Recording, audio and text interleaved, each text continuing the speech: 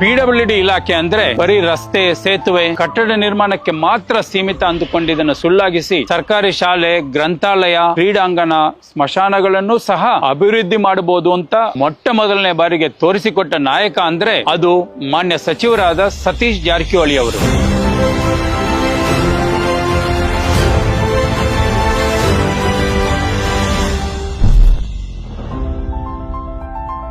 ನಮಸ್ಕಾರ, ನಾನು BR ನಾಯ್ಡು. ಜ್ಯೋತಿಬಾ ಫುಲೆ, ಸಾವಿತ್ರಿಬಾಯಿ ಫುಲೆ, ಅಂಬೇಡ್ಕರ್ ಅವರು ತೋರಿಸಿದ ಮಾರ್ಗದಲ್ಲಿ ನಡೆಯುತ್ತಿರುವ ಸತೀಶ್ ಜಾರಕಿಹೊಳಿ ಅವರು ಹಿಂದುಳಿದ, ದಲಿತ, ಮಧ್ಯಮ ವರ್ಗದ ಮನೆಗಳಲ್ಲಿ ಅಕ್ಷರ ಜ್ಯೋತಿ ಬೆಳಗಲಿ ಎಂಬ ದೂರದೃಷ್ಟಿಯ ಚಿಂತನೆಯೊಂದಿಗೆ ಈ ಮಹತ್ತರ ಕೆಲಸಗಳಿಗೆ ಮುನ್ನುಡಿ ಬರೆದಿದ್ದಾರೆ.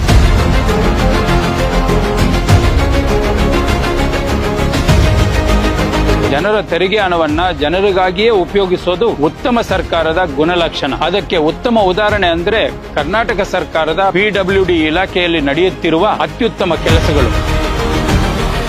ತಳ ಸಮುದಾಯಗಳ ತುಳಿತಕ್ಕೊಳಗಾದವರ ಪರವಾದ ಗಟ್ಟಿ ಧ್ವನಿ ಎನಿಸಿಕೊಂಡಿರುವ ಸತೀಶ್ ಜಾರಕಿಹೊಳಿ ಅವರ ಮುಂದಾಳತ್ವದಲ್ಲಿ ಒಂದರ ಮೇಲೊಂದರಂತೆ ಜನಪರ ಕಾರ್ಯಕ್ರಮಗಳು ನಡೆಯುತ್ತಲೇ ಇವೆ. ಇವರು ಲೋಕೋಪಯೋಗಿ ಸಚಿವರಾದ ಮೇಲೆ 2023-24ರಲ್ಲಿ ಹಂಚಿಕೆಯಾದ ಶೇಕಡ 99% ನಿಧಿಯನ್ನು ಬಳಸಿ ಜನೋಪಯೋಗಿ ಕಾರ್ಯಕ್ಕೆ ಮುನ್ನುಡಿ ಬರೆದಿದ್ದಾರೆ. ರಾಜ್ಯದ ವಿವಿಧ ಕಾರ್ಯಕ್ರಮಗಳಡಿಯಲ್ಲಿ 3496 ಕಿಲೋಮೀಟರ್ ರಾಜ್ಯ ಹೆದ್ದಾರಿಗಳು ಮತ್ತು 5132 ಕಿಲೋಮೀಟರ್ ಪ್ರಮುಖ ಜಿಲ್ಲಾ ರಸ್ತೆಗಳ ಸುಧಾರಣೆ ಕಾರ್ಯ ಪೂರ್ಣಗೊಂಡಿದೆ. ರಾಜ್ಯ ಹೆದ್ದಾರಿಗಳಲ್ಲಿ 54 ಸೇತುವೆಗಳು ಮತ್ತು ಪ್ರಮುಖ ಜಿಲ್ಲಾ ರಸ್ತೆಗಳಲ್ಲಿ 265 ಸೇತುವೆಗಳ ನಿರ್ಮಾಣ ಕಾರ್ಯ ಪೂರ್ಣಗೊಂಡಿದೆ. 237 ಸರ್ಕಾರಿ ಕಟ್ಟಡಗಳು ಮತ್ತು 59 ನ್ಯಾಯಾಲಯ ಕಟ್ಟಡಗಳ ಕೆಲಸಗಳು ಪೂರ್ಣಗೊಂಡಿದೆ. ಕರಾವಳಿ ಮತ್ತು ಮಲೆನಾಡಿನ ದೂರದ ಹಳ್ಳಿಗಳಿಗೆ ಸುರಕ್ಷಿತ ಸಂಪರ್ಕಕ್ಕಾಗಿ ತಾತ್ಕಾಲಿಕ ದಾಟುಗಳ ಬದಲಿಗೆ 242 ಕಾಲುದಾರಿ ಸೇತುವೆಗಳ ನಿರ್ಮಾಣಕ್ಕೆ ನಿರ್ಧಾರ ಕೈಗೊಂಡು ಈಗಾಗಲೇ 73 ಕೆಲಸಗಳು ಪೂರ್ಣಗೊಂಡು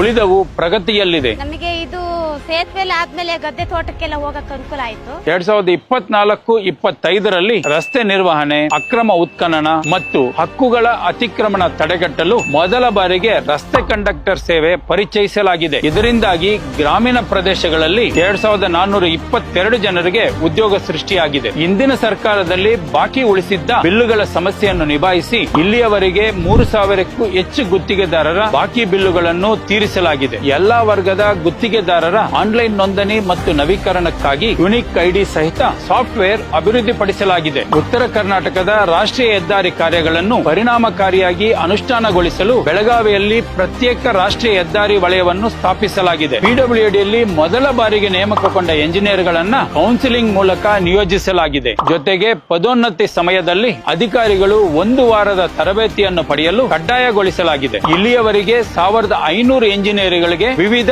ಪ್ರತಿಷ್ಠಿತ ಸಂಸ್ಥೆಗಳಲ್ಲಿ ಇನ್ಹೌಸ್ ತರಬೇತಿ ನೀಡಲಾಗಿದೆ. ಸಾರ್ವಜನಿಕ ದೂರುಗಳನ್ನು ನಿಭಾಯಿಸಲು ಸರಿಯಾದ ವ್ಯವಸ್ಥೆ ಇರದಿದ್ದ ಕಾರಣ ಸಾರ್ವಜನಿಕ ದೂರು ನಿವಾರಣೆ ಪೋರ್ಟಲ್ ಎಂಬ ಆನ್ಲೈನ್ ವ್ಯವಸ್ಥೆಯನ್ನ ರೂಪಿಸಲಾಗಿದೆ. SC, ST ಮತ್ತು ಇತರ ದುರ್ಬಲ ವರ್ಗದವರಿಗೆ ಗುತ್ತಿಗೆ ಮೀಸಲಾತಿಯನ್ನ 50 ಲಕ್ಷದಿಂದ 1 ಕೋಟಿಗೆ ಹೆಚ್ಚಿಸಲಾಗಿದೆ. ಸ್ಮಶಾನಗಳ ಸುಧಾರಣೆಗೆ, ಶಾಲಾ ಕೊಠಡಿಗಳು ಮತ್ತು ಗ್ರಂಥಾಲಯಗಳ ನಿರ್ಮಾಣಕ್ಕೆ ಮೊಟ್ಟ ಮೊದಲ ಬಾರಿಗೆ ವಿಶೇಷ ನಿಧಿ ನೀಡಲಾಗಿದೆ. ನಿಧನರಾದ ಗುತ್ತಿಗೆದಾರ ಕುಟುಂಬಗಳಿಗೆ ನೀಡುವ ಪರಿಹಾರವನ್ನ 2 ಲಕ್ಷದಿಂದ 5 ಲಕ್ಷ ರೂಪಾಯಿಗೆ ಹೆಚ್ಚಿಸಲಾಗಿದೆ. ಆರ್ಟಿಫಿಷಿಯಲ್ ಇಂಟೆಲಿಜೆನ್ಸ್ ನಂತಹ ಸ್ಮಾರ್ಟ್ ಟೆಕ್ನಾಲಜಿಗಳನ್ನ ಬಳಸಿಕೊಂಡು ರಸ್ತೆ ಮತ್ತು ಸೇತುವೆಗಳ ಕಾರ್ಯನಿರ್ವಹಣೆಯನ್ನ ಪರಿಣಾಮಕಾರಿಗೊಳಿಸಲಾಗುತ್ತಿದೆ. ಪ್ರತಿ 30 ಕಿಲೋಮೀಟರ್ಗೆ ಒಬ್ಬರಂತೆ ಮೈಲಿಗೂಲಿಗಳ ನೇಮಕಾತಿ ಮಾಡಲಾಗಿದೆ. ಇವೆಲ್ಲವೂ ಈ 2 ವರ್ಷಗಳ ಅವಧಿಯಲ್ಲಿ ಕೈಗೊಂಡ ಕಾರ್ಯಕ್ರಮಗಳ ವಿವರಗಳಷ್ಟೇ.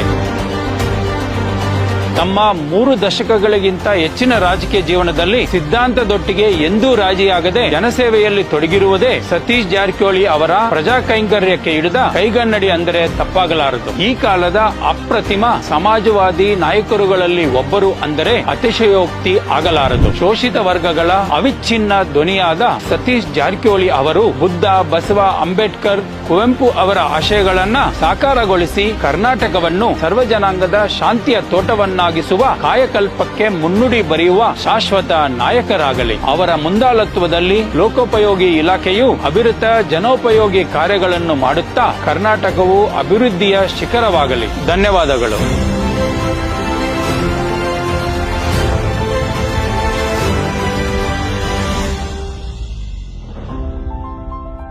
ಸ್ನೇಹಿತರೆ, ಈ ವಿಡಿಯೋ ಬಗ್ಗೆ ನಿಮ್ಮ ಅಭಿಪ್ರಾಯ ಏನೆಂಬುದು ಲೈಕ್ ಮಾಡಿ, ಶೇರ್ ಮಾಡಿ, ಸಬ್ಸ್ಕ್ರೈಬ್ ಮಾಡಿ. ಹಾಂ, ಬೆಲ್ ಬಟನ್ ಒತ್ತೋದು ಮರಿಬೇಡಿ, ಏಕೆಂದರೆ ನಮ್ಮ ಪ್ರತಿಯೊಂದು ವಿಡಿಯೋ ಮೊದಲು ನಿಮಗೆ ತಲುಪಬೇಕು. ಸದಾ ನೋಡ್ತಾ ಇರಿ 24. ನಮಸ್ಕಾರ.